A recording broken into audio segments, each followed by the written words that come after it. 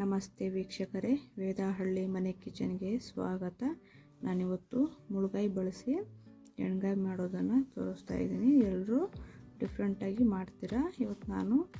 ಇವತ್ತು ಬೇರೆ ಥರ ಮಾಡ್ತಾಯಿದ್ದೀನಿ. ನಾನು ಒಂದು ಸ್ವಲ್ಪ ಕಡಲೆ ಬೀಜ ತಗೊಂಡು ಸಿಪ್ಪೆ ತೆಗೆದು ಪೌಡ್ರ್ ಮಾಡಿ ಇಟ್ಕೊಂಡಿದ್ದೀನಿ. ಹಾಗೆ ಮಸಾಲೆಗೆ ಸ್ವಲ್ಪ ಶುಂಠಿ, ಬೆಳ್ಳುಳ್ಳಿ ಮತ್ತು ಒಂದು ಸ್ವಲ್ಪ ಹುಣಸೆಹಣ್ಣು, ಹಾಗೆ ಒಂದು ಸ್ಪೂನು ಧನಿಯಾ ಪೌಡ್ರು, ಸ್ವಲ್ಪ ಕೊತ್ತಂಬರಿ ಸೊಪ್ಪು, ಒಂದು ಟೊಮೊಟೊ, ಒಂದು ಸ್ಪೂನ್ ಖಾರದ ಪುಡಿ ತೊಗೊಂಡಿದ್ದೀನಿ. ಇದನ್ನು ಪೇಸ್ಟ್ ಮಾಡ್ಕೊತೀನಿ.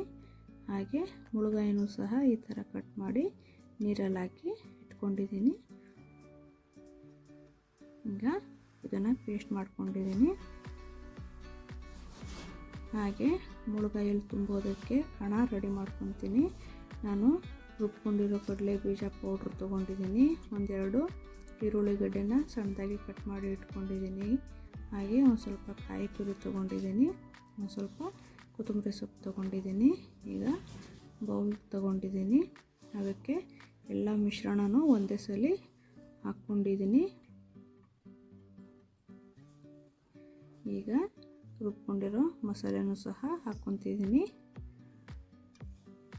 ಹಾಗೆ ರುಚಿಗೆ ತಕ್ಕಷ್ಟು ಉಪ್ಪು ಹಾಕ್ಕೊತಾ ಇದ್ದೀನಿ. ಈಗ ಚೆನ್ನಾಗಿ ಮಿಕ್ಸ್ ಮಾಡ್ಕೋಬೇಕು. ನೀರು ಹಾಕ್ಕೊಳ್ಳೋಂಗಿಲ್ಲ,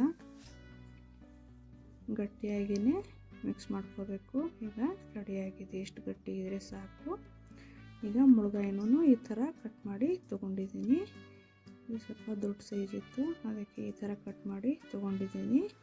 ಈಗ ಮಿಕ್ಸ್ ಮಾಡ್ಕೊಂಡಿರೋ ಕಣನ ಮುಳುಗಾಯಲ್ಲಿ ತುಂಬ್ಕೊತಾ ಇದ್ದೀನಿ. ಈ ಥರ ಎಲ್ಲ ಕಡೆನೂ ಹರಡಬೇಕು ಕಣ, ಆ ಥರ ತುಂಬ್ಕೋಬೇಕು ಮುಳುಗಾಯಲ್ಲಿ.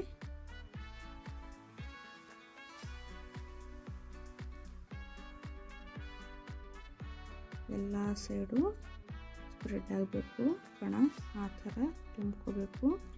ಮತ್ತು ಈ ಥರ ಮುಷ್ಟಿಯಿಂದ ಈ ಥರ ಬ್ರಷ್ ಮಾಡಬೇಕು ರೌಂಡಾಗಿ. ಆವಾಗ ಕಣ ಆಚೆ ಬರೋದಿಲ್ಲ. ಫ್ರೈ ಮಾಡಿದ್ರೂ ಇದೇ ಥರ ಎಲ್ಲ ಮುಳುಗಾಯಿನೂ ತುಂಬ್ಕೊಂಡಿದ್ದೀನಿ. ಈಗ ಒಂದು ಬಾಣಲಿ ಇಟ್ಕೊಂಡಿದ್ದೀನಿ. ಅದಕ್ಕೆ 2ರಿಂದ 3 ಟೀ ಸ್ಪೂನ್ ಎಣ್ಣೆ ಹಾಕ್ಕೊತಾ ಇದ್ದೀನಿ. ಈಗ ಸಾಸಿವೆ ಹಾಕ್ಕೊತಾ ಇದ್ದೀನಿ. ಈಗ ಕರಿಬೇವಿನ ಸೊಪ್ಪು ಹಾಕ್ಕೊತಾ ಇದ್ದೀನಿ. ಕಟ್ ಮಾಡ್ಕೊಂಡಿರೋ ಈರುಳ್ಳಿ ಹಾಕ್ಕೊತಾ ಇದ್ದೀನಿ. ಈರುಳ್ಳಿ ಸ್ವಲ್ಪ ಫ್ರೈ ಆಗಬೇಕು.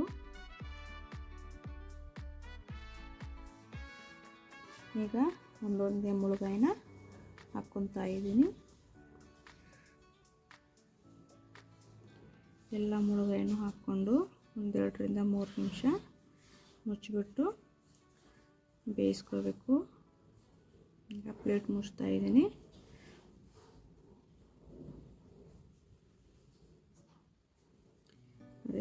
ಈ ಥರ ರೆಡಿಯಾಗಿದೆ.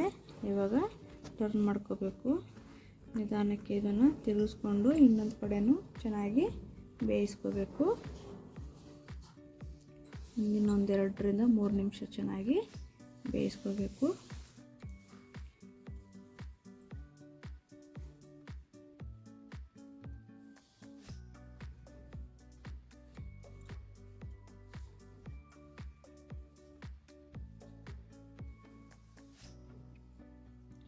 ಇವಾಗ ಪ್ಲೇಟ್ ಮುಚ್ತೀನಿ. 2 ನಿಮಿಷ ಬೇಯಿಸ್ಕೊತೀನಿ.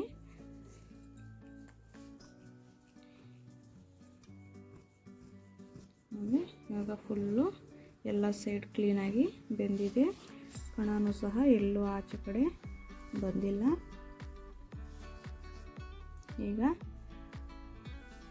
ಸ್ವಲ್ಪ ಕಣ ಉಳಿದಿತ್ತಲ್ಲ ಅದು, ಮತ್ತು ರುಬ್ಕೊಂಡಿದ್ವಲ್ಲ ಜಾರು, ಸ್ವಲ್ಪ ತೊಳೆದು ಸ್ವಲ್ಪ ನೀರು ಹಾಕ್ಕೊತಾ ಇದ್ದೀನಿ.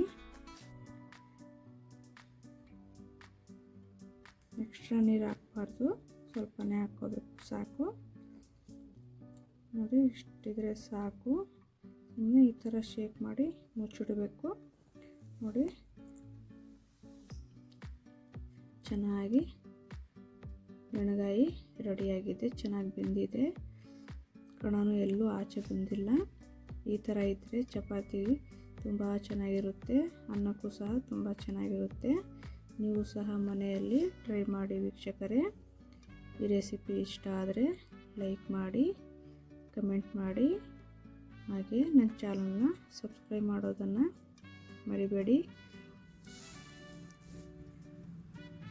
Thank you.